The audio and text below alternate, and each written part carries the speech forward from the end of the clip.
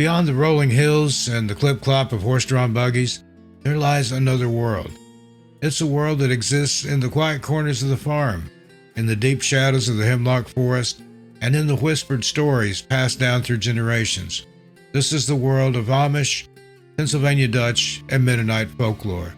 It's a place where the familiar comforts of faith and community live alongside a deep-seated belief in the strange, the sorrowful, and the supernatural. Forget the quilts and the barn raisings for a moment.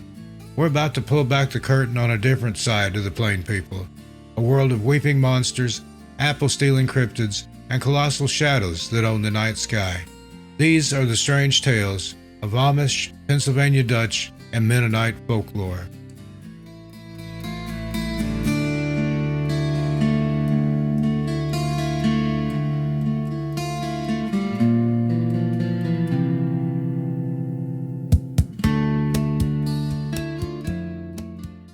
The Albatwitch.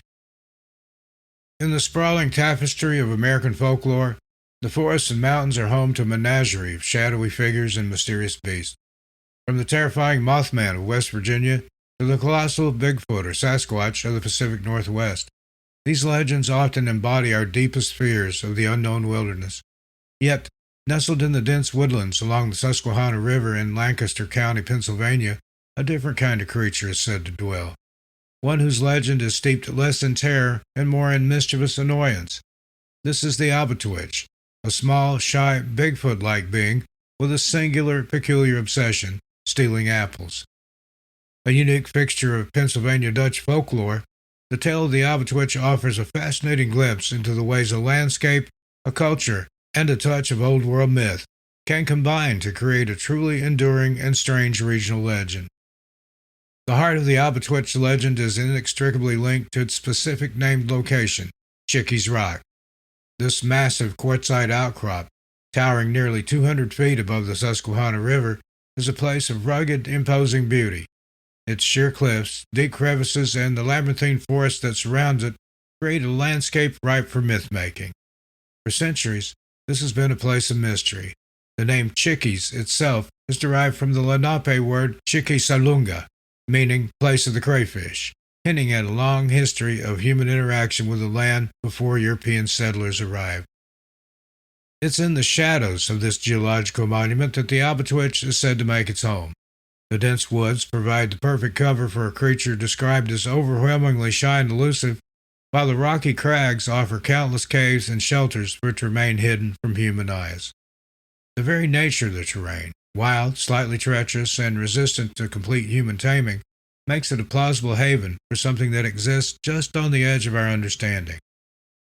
Folklore often requires such a landscape, a place where the veil between the known and the unknown feels thin, and Chickies Rock has served as that portal for generations of local storytellers. What truly sets the Albatwitch apart from its cryptid cousins is its remarkably specific and non-threatening profile. Witnesses and local accounts consistently describe a creature that stands no more than 4 to 5 feet tall, is bipedal, and covered in hair, giving it the general appearance of a miniature Sasquatch. Unlike its larger, more intimidating relatives, however, the Albatwitch displays no aggression.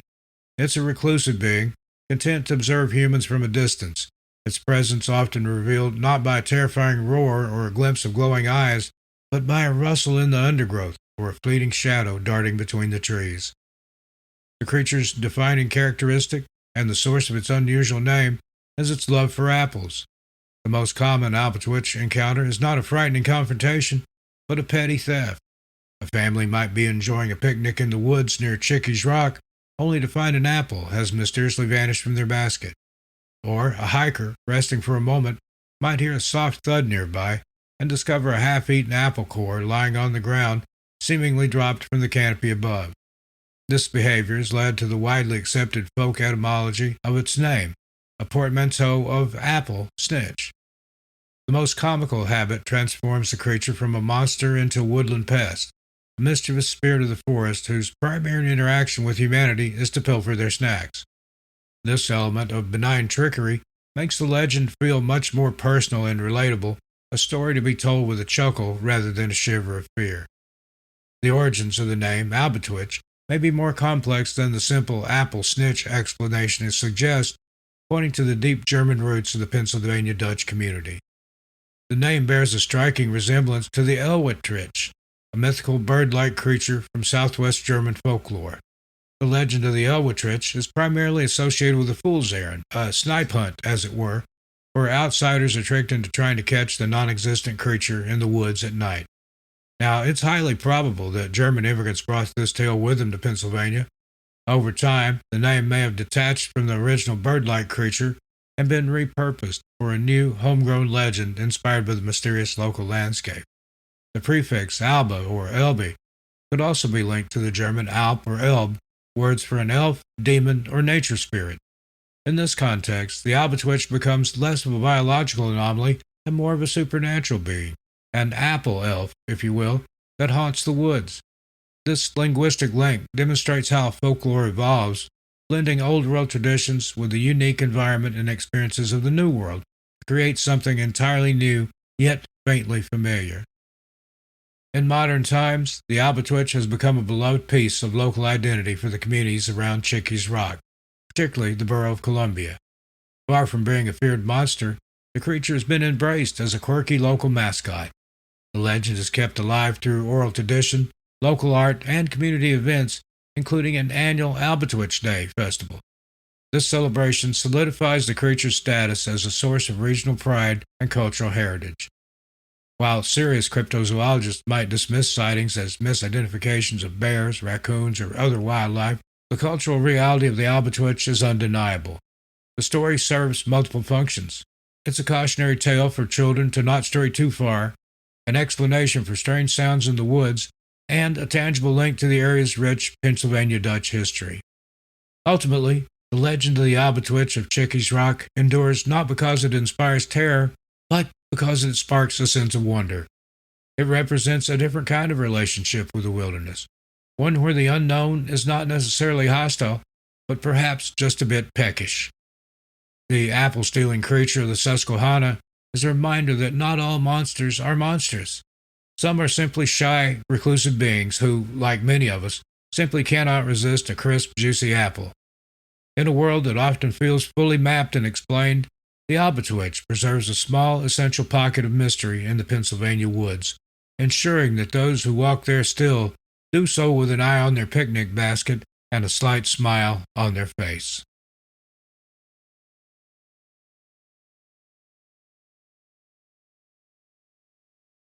The Squonk. American folklore is rich with tales of fearsome beasts that stalk the shadowed corners of the wilderness. These creatures are often defined by their ferocity, their malevolence, or their terrifying power. But deep within the old-growth hemlock forests of northern Pennsylvania, a different kind of legend is whispered. A story not of a monster that inspires fear, but of one that evokes a profound sense of pity.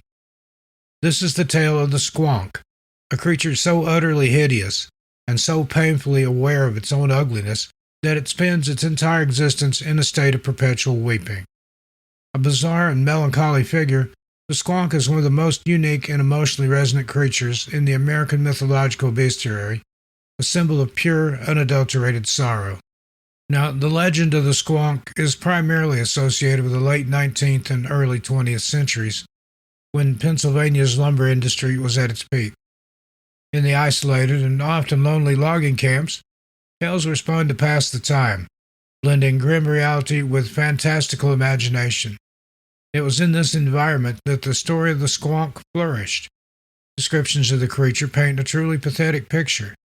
It's said to be a pig-like animal, but its skin covered in warts and blemishes is ill-fitting and hangs loosely from its frame, as if it were draped in a wrinkled, oversized coat. Its constant misery leaves it sluggish and reclusive, preferring to hide in the darkest parts of the hemlock forest, its mournful sobs echoing faintly through the trees, especially at dusk and on moonless nights. But what truly defines the Squonk, however, is not its appearance, but its emotional state. The creature seems to be cursed with a deep self-awareness of its own grotesqueness, and this knowledge is the source of its unending grief. It shuns all contact, not out of aggression, but out of shame. To see a squonk is to witness pure despair in animal form. Hunters and lumberjacks who have claimed to have tracked the creature reported following the sound of its cries and finding trails of tears on the forest floor. This overwhelming sadness makes the squonk a creature of pathos, a tragic figure rather than a fearsome monster. It poses no threat to humans. Its only enemy is its own reflection. This profound sorrow is directly linked to the squonk's most famous and fantastical characteristic, its unique defense mechanism. According to the legend, the creature is incredibly difficult to capture, not because it's fast or clever, but because of its strange biological response to stress. If a squonk is cornered and its emotional distress reaches a breaking point, it's said to be capable of dissolving completely into a pool of its own tears and bubbles, leaving its would-be captor with nothing but a warm, wet spot on the ground. This remarkable ability was immortalized in the 1910 book Fearsome Creatures of the Lumberwoods by William T. Cox, which collected and cataloged the tall tales of North American loggers. Cox's entry on the squonk provides the most definitive account of an attempted capture. He tells the story of a hunter named J.P. Wentling who, after a great deal of effort, managed to mimic the creature's sobbing to lure it out and capture it in a sack. As Wentling carried his prize home, he noticed the sack was growing progressively lighter. Upon opening it to inspect his creature, he found nothing inside but the liquid remains of the heartbroken being. This tale cemented the squonk's primary mythos. It is a being so consumed by sorrow that its physical form is tenuous, capable of liquefying under the weight of its own despair. The origins of the squonk legend are likely rooted in the harsh, solitary lives of the lumberjacks who popularized it. In the vast, intimidating forests, loneliness and melancholy were constant companions. The tale of a creature that weeps in isolation may have been a projection of their own feelings of sadness and alienation from society. The squonk, in this sense, becomes a symbol of profound loneliness, a cautionary figure representing what can happen to a being that is utterly alone with its own perceived flaws. The dark, imposing hemlock forests of Pennsylvania provide the perfect backdrop for such a somber tale, their dense canopies creating a perpetual twilight that mirrors the creature's gloomy existence. In modern times, the legend of the squonk has found a peculiar and endearing appeal. Its story has been referenced in music, most famously by the progressive rock band Genesis in their song Squonk from the 1976 album A Trick of the Tail, which beautifully captures the creature's tragic tale of capture and dissolution. It's also appeared in literature and games, a testament to the strange power of its story. Ultimately, the squonk occupies a special place in folklore because it subverts our expectations of what a monster should be. It's not a creature to be hunted or feared, but one to be pitied. It represents a different kind of horror, not the external threat of tooth and claw, but the internal agony of self-loathing and despair. The weeping squonk of the Pennsylvania hemlock forest is a haunting reminder that the most tragic monsters are often the ones who are monsters only to themselves. The Himmelsbrief. Now, in the devout and ordered world of the Pennsylvania Dutch, including the Amish and Mennonite communities, faith is the bedrock of existence. Life is guided by a strict interpretation of Scripture and a deep personal relationship with God. Yet, woven into this fabric of orthodox piety is a vibrant and enduring thread of folk tradition, a world of supernatural beliefs and practices designed to offer protection in a world fraught with uncertainty. No object better represents this fascinating intersection of faith and folk magic than the Himmelsbrief, or Heaven Letter, a sacred text believed to be a direct message from God, serving as one of the most powerful scriptural amulets in their culture. The Himmelsbrief is not just any letter. It's a physical manifestation of a divine promise. According to the legends that surround it, the original letter was not penned by human hands. It was said to have been written by God himself, sometimes in golden letters, and delivered to humanity by an angel. The stories of its discovery vary, but a common version claims it was found in 1783 in Magdeburg, Germany, resting on an altar. Other versions place its discovery in Holstein or other German regions. Regardless of the specific location, the narrative is consistent. This was a holy relic, a direct communication from the celestial realm intended for the protection of the faithful.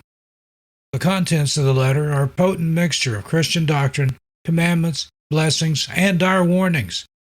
It typically begins with a declaration of its divine origin and a command to create and distribute copies.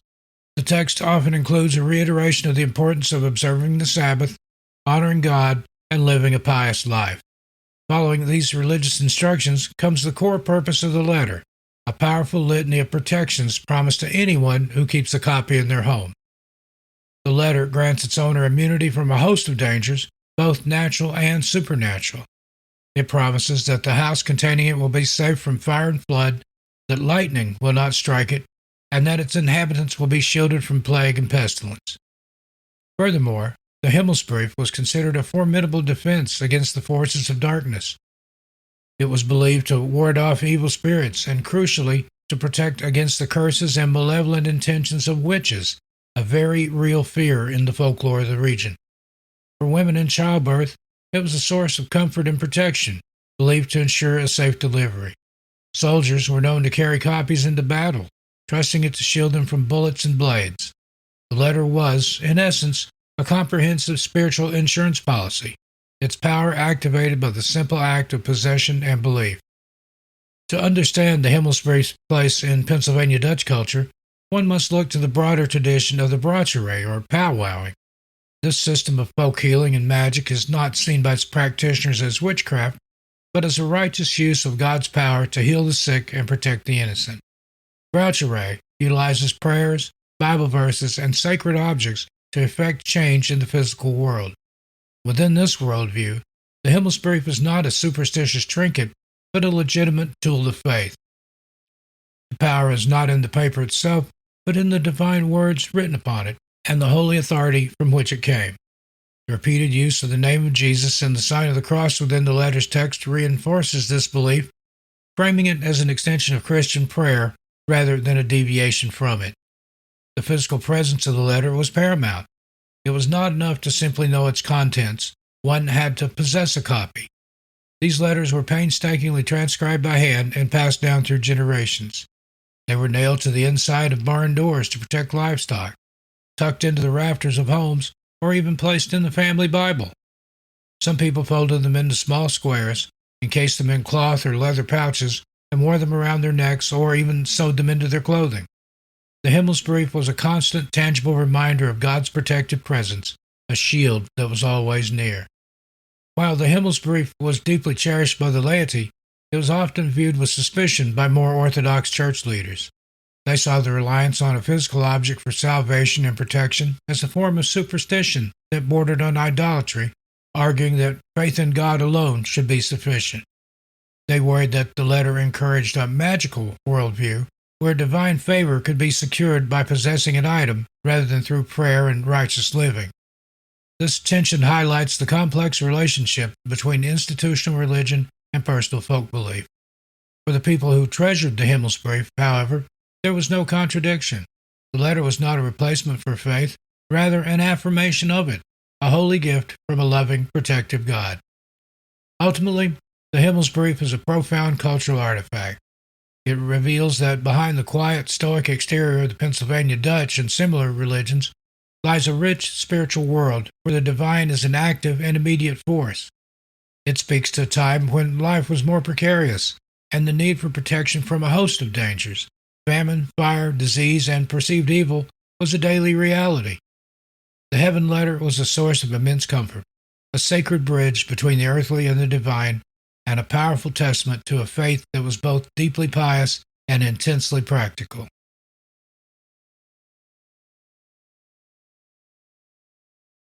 The Gewoggle.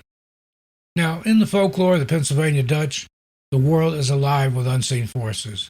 Benevolent powers can be called upon for healing and protection, but there are also darker currents of magic, known as hexes or witchcraft.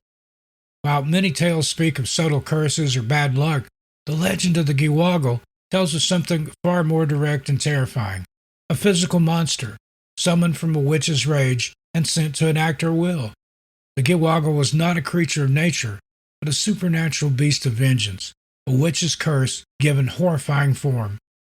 Unlike other cryptids or mythical animals that are said to exist as part of the natural, albeit hidden, world, the Giwoggle was understood to be a magical construct. It was a servitor, an entity called forth by a powerful witch to serve as her enforcer. When a witch felt she had been wronged, say cheated in a business deal, slighted by a neighbor, or otherwise offended, she might resort to summoning a Giwoggle to exact her revenge. The creature was, therefore, a physical manifestation of a feud, a walking, breathing symbol of a neighbor's ill will. Its very presence on a farm was a sign that someone in the community held a deep and dangerous grudge against the family living there. The horror of the Giwoggle was rooted in its bizarre and unnatural appearance. Those who claimed to have seen it described a nightmarish hybrid, a creature cobbled together from the parts of different animals in a way that defied all logic. It was said to be roughly the size of a large wolf and to stand on its hind legs, but its features were a chaotic jumble. It possessed the head and torso of a wolf, but instead of front paws, it had the sharp, grasping talons of a giant bird. Its back feet were not paws at all, but the solid hooves of a horse. This monstrous combination served two purposes. First, it was designed to inspire maximum terror. The Giwoggle was a creature that should not exist, a violation of the natural order that was instantly recognizable as a product of dark magic. Second, its mismatched feet left behind a baffling set of tracks. A person trying to follow the creature would find a confusing trail of hoof prints and claw marks, making it impossible to identify just what kind of animal they were pursuing. This element of confusion added to the psychological torment of its victims, who were left to wonder what unholy thing was stalking their property in the dead of night. The Giwoggle's mission was one of pure harassment and intimidation. It was not typically a creature of lethal violence, but of relentless psychological warfare. It would torment livestock, chasing cattle until they were exhausted, or spooking horses into a frenzy. It might tear down fences, rattle the doors of the farmhouse, or emit terrifying shrieks from the edge of the woods. Its goal was to create an atmosphere of constant fear and dread, to make the victims feel unsafe in their own homes, and to slowly wear them down until they either made amends with the witch or were driven from their land. The Giwoggle was the ultimate supernatural threat, a sign that a witch's anger had escalated beyond simple curses and into the realm of physical assault by a monstrous proxy. However, just as the folklore created a monster, it also created a hero to fight it. The primary adversary of the Giwoggle and the witches who summoned it was a figure known in some tales as Loop Hill Ike. Ike was a local hero, a powerful brotcher, a practitioner of the good folk magic, brotchery, who was unafraid to confront the forces of darkness. When a family was being tormented by a Giwoggle, they would call upon Ike for help. The stories often culminate in a dramatic confrontation, where Ike would use his own knowledge of sacred prayers, amulets, and rituals to drive the creature away and break the witch's power. This narrative provided a sense of hope to the community, a belief that even the most terrifying supernatural threats could be overcome by faith and righteous power. The legend of the Giwoggle reveals the deep-seated social anxieties of the isolated farm communities where it originated. It speaks to the fear of hidden enemies and the very real danger that social disputes could fester into something dark and destructive. In a close-knit community where everyone knew each other, the idea that a neighbor could harbor enough secret malice to summon a monster was a terrifying thought. The Giwoggle, therefore, served as a powerful cautionary tale about the importance of maintaining peace and goodwill with one's neighbors, lest their anger be given claws, hooves, and a terrifying howl.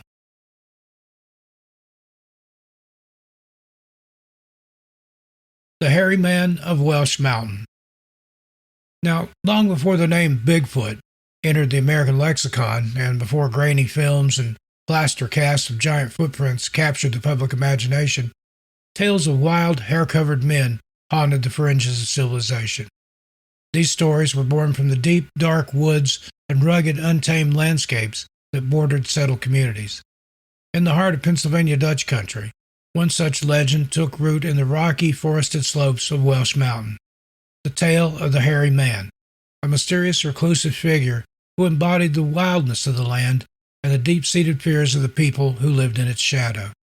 Welsh Mountain, a long, steep ridge that runs through Lancaster and Chester counties, has historically been a place apart. Its difficult terrain and poor soil made it unsuitable for the neat, prosperous farms that characterized the surrounding region.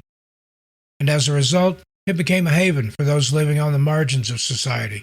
Impoverished families, tramps, outcasts, and people of mixed ancestry who didn't fit neatly into the rigid social structures of the time.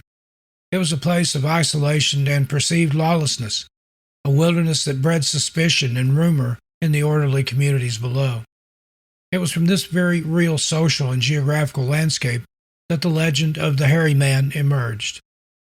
Unlike most of the supernatural creatures in Pennsylvania Dutch folklore, the hairy man was not described as a magical beast or a demonic entity. He was, in all accounts, a man, albeit a strange and terrifying one. The legend paints a picture of a large, powerfully built individual, completely covered in a thick coat of dark hair and wearing little to no clothing, even in the harshest weather. He was said to live a feral existence, sleeping in caves or crude shelters and surviving by foraging and hunting. His strength was reputed to be immense, and he was said to be able to climb trees with the agility of a squirrel and run with incredible speed, vanishing into the dense underbrush before anyone could get a clear look at him. The hairy man's interactions with the local population were the source of his fearsome reputation. Now, he was not a malevolent killer, but a terrifying nuisance and a source of constant anxiety. He was well known for frightening children who strayed too far into the woods, his sudden, silent appearance enough to send them screaming back to the safety of their farm homes. He would torment livestock, chasing horses and cattle through the fields in the dead of night, leaving farmers to find their animals exhausted and spooked the next morning. He was also a thief, blamed for stealing chickens, vegetables from gardens, and pies left cooling on windowsills.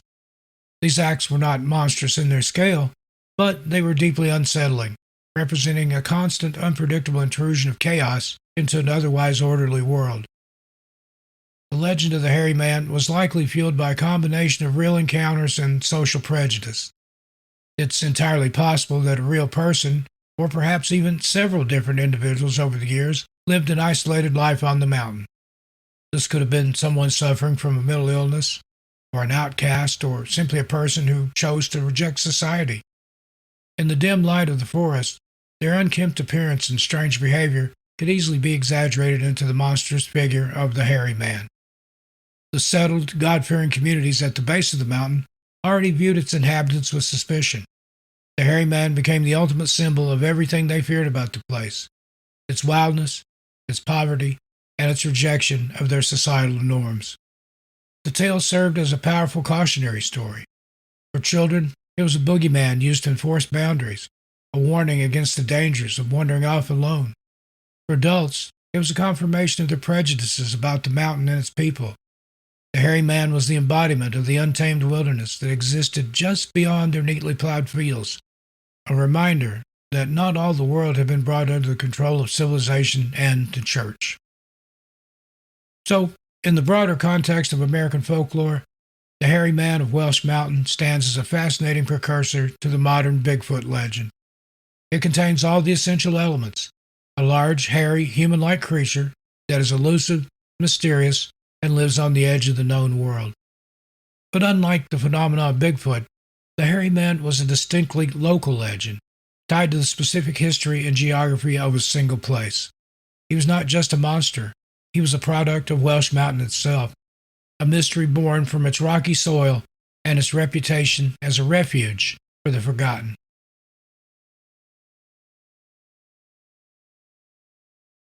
The Elwitrich. Now, not all folklore is born from fear of the dark or the mysteries of the unknown. Some tales are crafted from a community's sense of humor, designed not to frighten, but to initiate, to test, and ultimately to share a laugh. In the rich tapestry of Pennsylvania Dutch tradition, no legend better embodies the spirit of good-natured trickery than the tale of the Elwitrich, a bizarre mythical creature whose primary purpose is to serve as the quarry in a classic fool's errand. This tradition, carried over from the Palatinate region of Germany, is a rite of passage, a practical joke, and a beloved piece of cultural heritage all rolled into one. The Elwitrich itself is a creature of pure whimsy, a nonsensical hybrid that could only exist in the imagination. Now, descriptions vary from one storyteller to the next, but it's generally depicted as a bird-like creature, often resembling a chicken or a duck, but with mammalian features. It may have the antlers of a stag, a furry body, and is almost always flightless. The absurdity of its appearance is key to the legend. It's a creature so patently ridiculous that its existence should be questionable. Yet the earnestness of the storytellers convinces the uninitiated of its reality. Unlike the fearsome gewoggle or the mysterious albatwitch, the elwitch is completely harmless. Its nature is gentle and foolish as its appearance is strange. The heart of the legend is not the creature itself, but the ritual of the hunt. The hunt is a prank played on an outsider, a new neighbor, a visiting relative, or a young, gullible member of the community who has not yet been let in on the joke. The setup is always done with the utmost seriousness. The victim is told about the elusive elwitch, a local delicacy or a creature whose capture brings good luck. They're invited to join a select group on a special nighttime expedition to catch one. The preparations are presented as ancient, time-honored traditions that must be followed precisely for the hunt to be successful. On the chosen night, the hunting party ventures deep into the woods. The victim is given the essential tools for the capture: a large burlap sack, der Gazak, and a lantern, die Laden.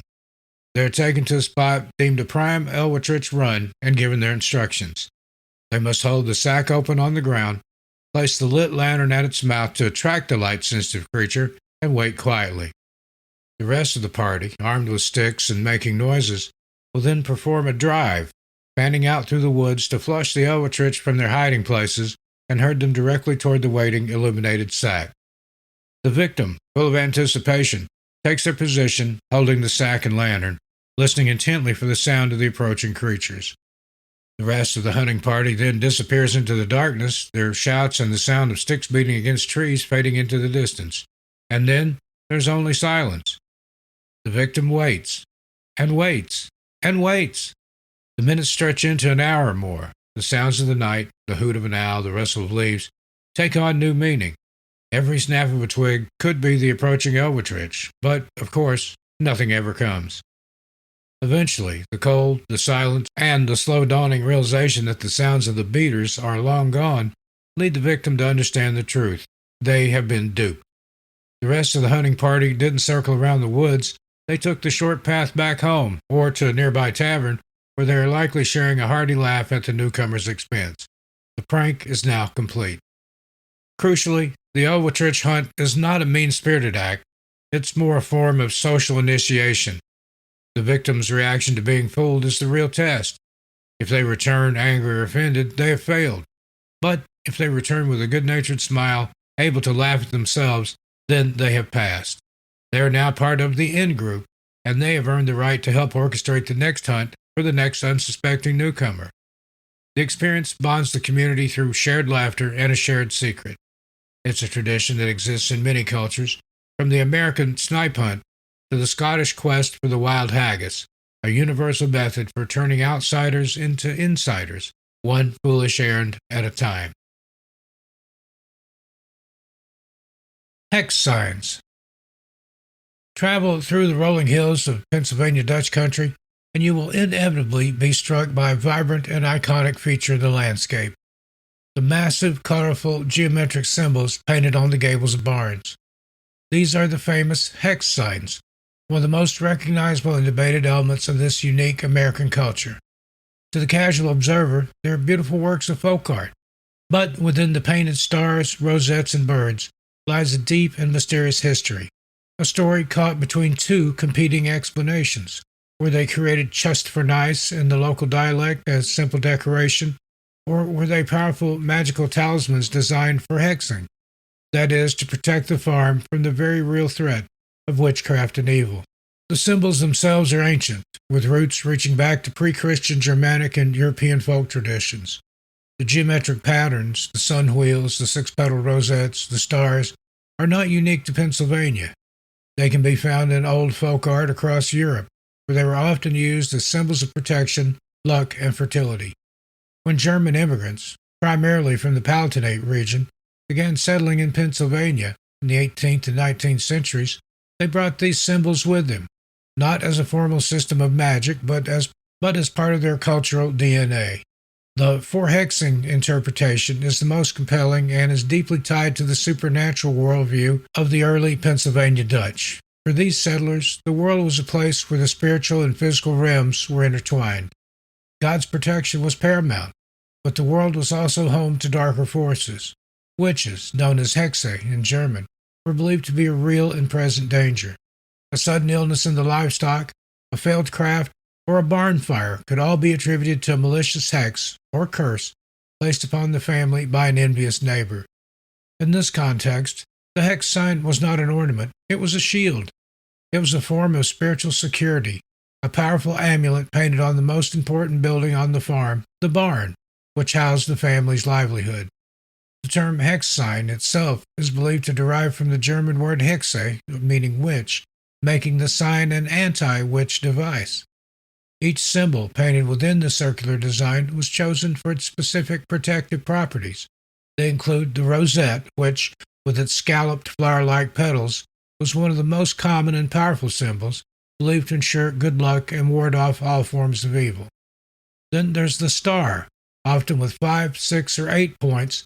The star symbolized protection, good fortune, and a connection to the heavens. Then there's the distelfink. This stylized depiction of a goldfinch was a potent symbol of good luck and happiness.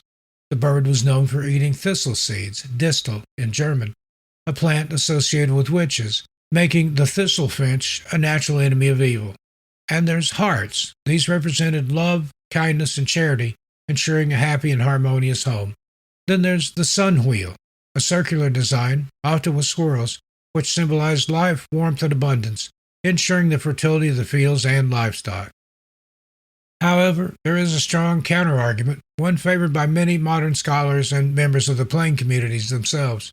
This is the just for nice or just for nice theory, which posits that the signs were purely decorative. According to this view, they were a vibrant expression of culture identity, a way to beautify the farmstead and celebrate a rich artistic heritage. Proponents of this theory point out that most conservative Anabaptist groups, like the Old Order Amish and many Mennonites, do not have hex signs on their barns.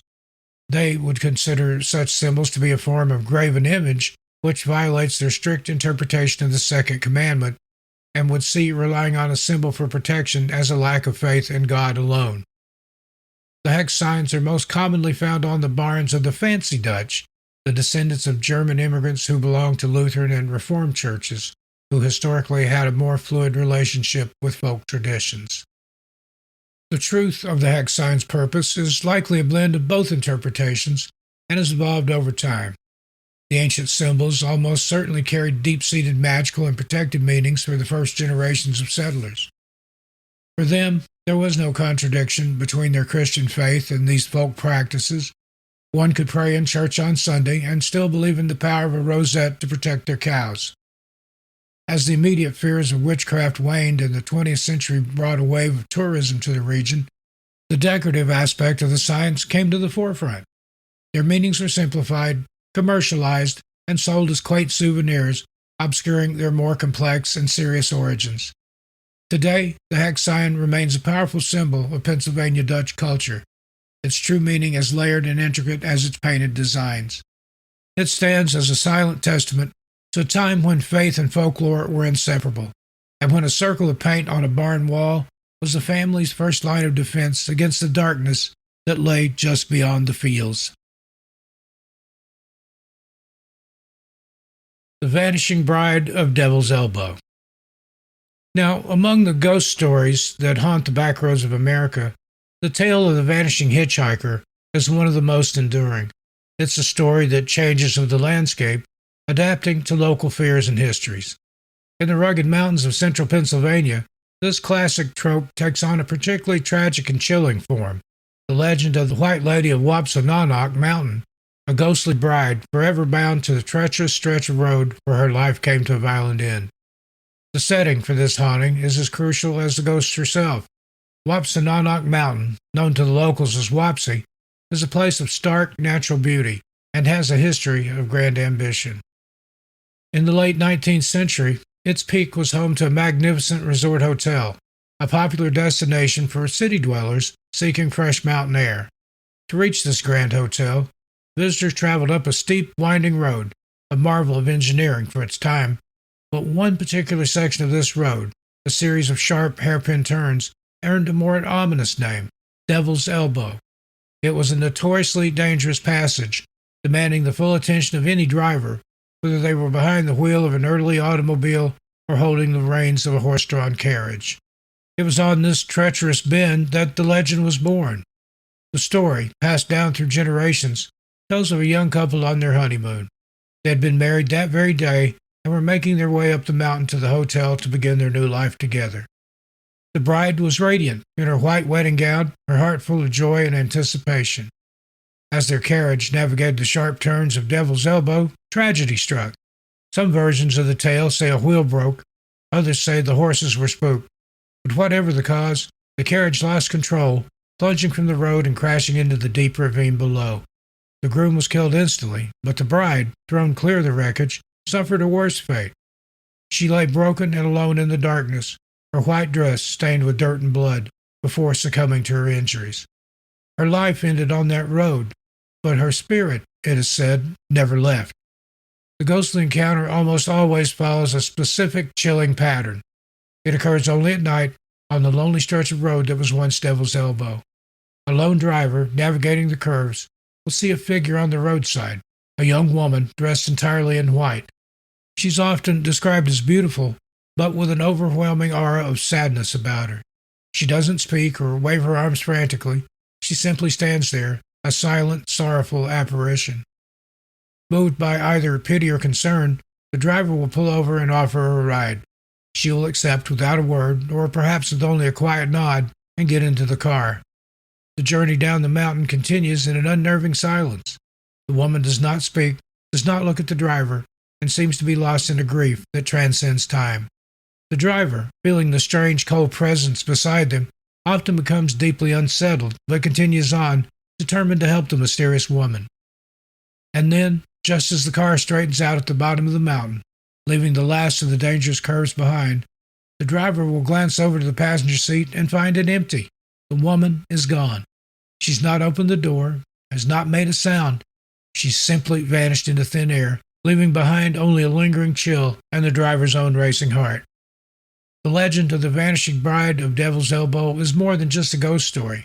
It's a tale deeply woven into the local identity, a piece of folklore that reflects the history and character of the land itself. The story speaks to the very real dangers of the mountain road and serves as a timeless cautionary tale. But more than that, it's a story of profound tragedy, of love cut short, of a future stolen in a single violent moment. The White Lady is not a malevolent spirit. She's a lost soul, forever replaying the final journey of her life, a ghostly bride, eternally searching for the honeymoon that never was. The Death Omen of the Howling Dog. Now, in the quiet pastoral world of the Pennsylvania Dutch, the rhythms of life are deeply connected to the natural world. The turning of the seasons, the behavior of the crops, and the actions of animals are all observed with a keen and knowing eye. Within this tradition of close observation, a rich system of omens and portents has developed, a folk language that reads signs in the world to predict everything from the weather to the harvest. But among these beliefs, few are as chilling and deeply felt as the superstition of the howling dog, a sound in the night that's believed to be a certain and terrifying omen of death. This is not a belief about just any bark or yelp. The superstition is tied to a very specific kind of sound, a long, mournful, inconsolable howl that rises and falls with an almost human-like quality of grief. According to the folklore, when a dog takes up this cry outside a home during the dead of night, it's not barking at a predator or another animal. It's announcing the imminent arrival of death to someone within the house. The dog is seen as a harbinger, a living sentinel that can perceive the veil between the living and the dead begin to thin. The power of this superstition is rooted in the special relationship between humans and dogs. Dogs have been our companions for millennia, and their senses are far more acute than our own. They can hear sounds at frequencies we can't detect and smell scents we are completely unaware of. This very real biological fact provides fertile ground for supernatural belief. The folk logic suggests that if a dog can sense an approaching thunderstorm long before we can, perhaps it can also sense the approach of something far more final.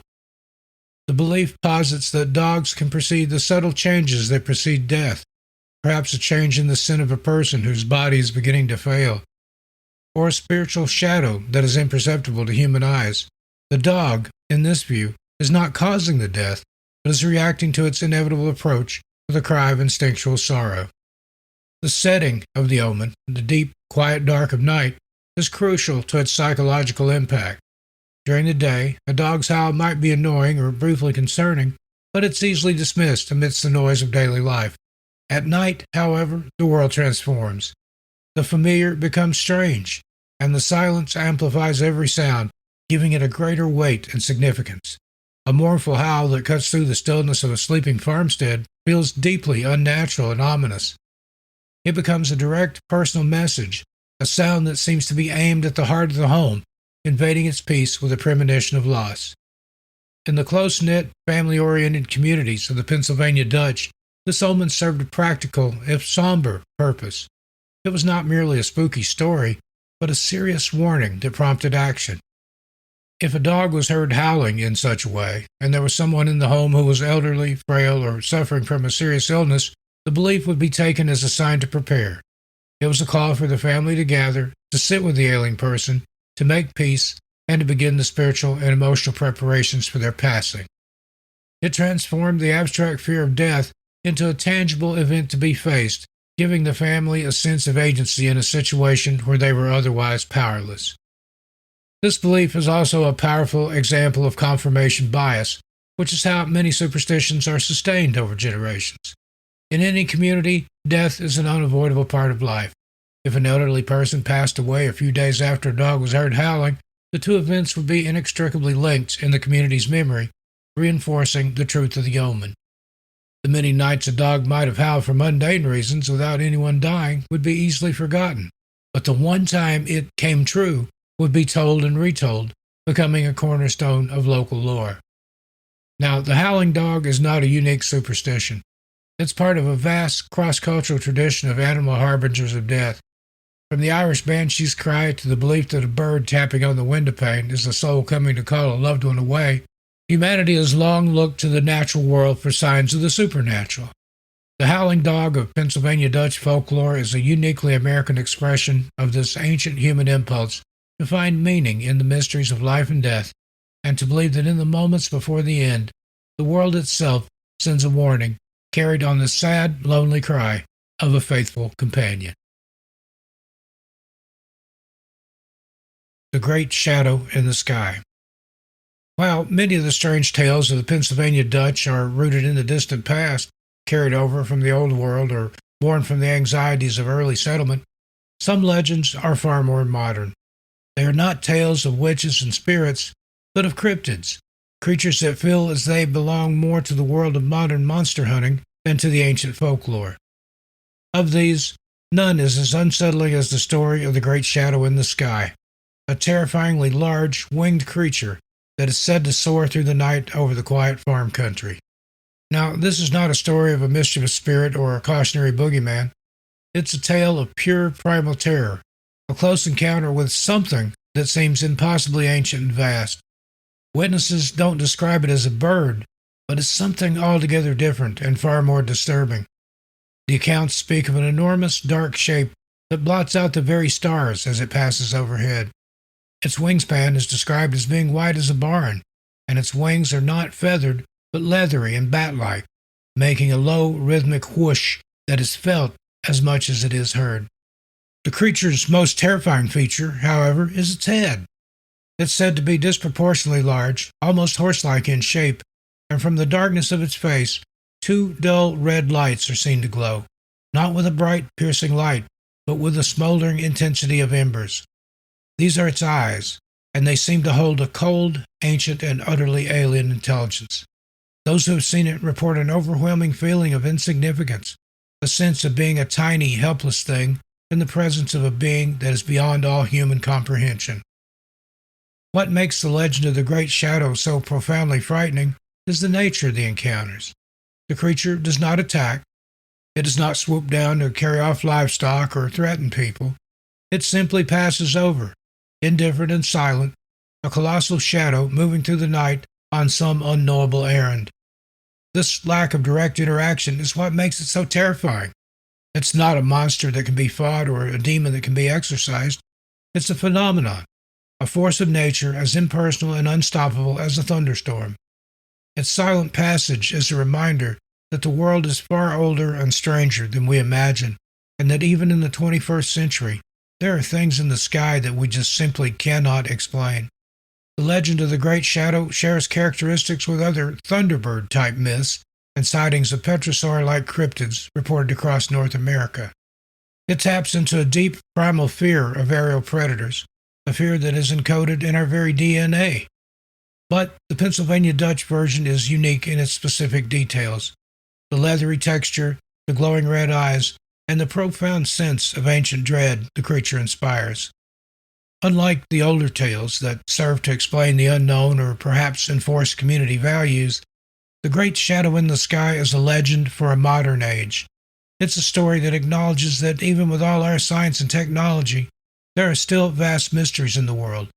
It's a chilling piece of living folklore, a reminder that myth-making is not a thing of the past, and that on any given night, you might look up and see something in the sky that will change the way you see the world forever.